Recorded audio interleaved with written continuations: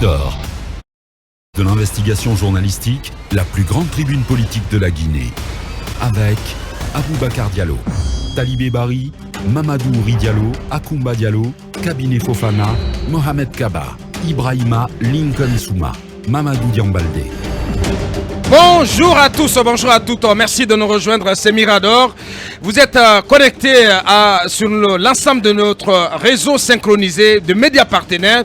Vous êtes également sur l'ensemble de nos plateformes digitales. Le plaisir de vous servir et de retrouver de nouveau. À la une, l'information aura glacé les nerfs de plus d'un observateur désabusé. Une délégation du RPG Arc-en-Ciel et alliés est attendue ce mercredi 11 mai au siège de l'UFDG. Vous ne rêvez pas, l'ex-parti au pouvoir doit y participer, indique un communiqué publié par le parti fondé par le professeur Alpha Condé à une réunion dite de concertation entre différentes coalitions politiques guinéennes.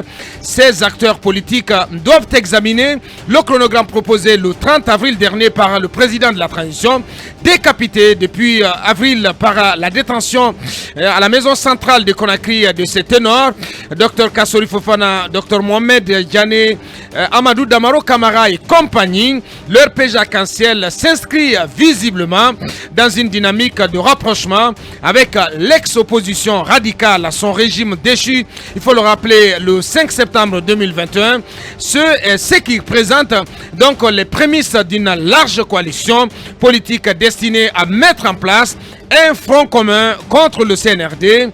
Des questions à se poser ce matin, donc qui troublent un peu les paradigmes politiques ce matin. Alors, quelles sont les tractations ayant rendu possible ce rapprochement politique? Peut-on parler d'une coalition contre nature entre les ennemis politiques irréductibles de la décennie dernière? Où est la morale dans cette alliance qui se profile? Mirador, ses chroniqueurs porteront leur regard sur cette évolution politique pour le moins ubiesque. Si il y a deux secteurs dont le piteux État fait rougir de colère et de complexe les Guinéens, ce sont incontestablement ceux des routes et des transports. Le pays est en proie à un réseau routier proche du précambien, estime Talibé Bari, mélange de routes urbaines et interurbaines réfractaires à la modernité. Eh bien, les usagers de ces routes guinéennes s'éreintent et mettent des heures et des jours à faire des trajets chaotiques, une situation qui plombe le mouvement des personnes et des biens et affecte donc profondément l'essor économique du pays. Dans cet univers de désolation, les habitants de la capitale sont livrés à des bouchons incommensurables sur une voie défectueuse et étroite, soulevant du coup la question du cul-de-sac que représente la rareté des moyens de transport public, qu'ils soient routiers, fluviaux ou transport ferroviaire. Alors, quel est l'état des lieux des réseaux de transport du pays? Quels sont les projets portés par le gouvernement de transition pour pallier les difficultés dans les deux secteurs? Des questions et bien d'autres que Mirador soumettra à son invité précis du jour, M. Yaya Sow, ministre des Infrastructures et des Transports.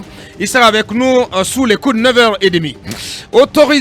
Autorisé à s'implanter en Guinée au mépris de la loi qui accorde à l'État le monopole du secteur, une fabrique de tabac et de cigares a été démantelée en avril dernier dans la zone de Kabelin.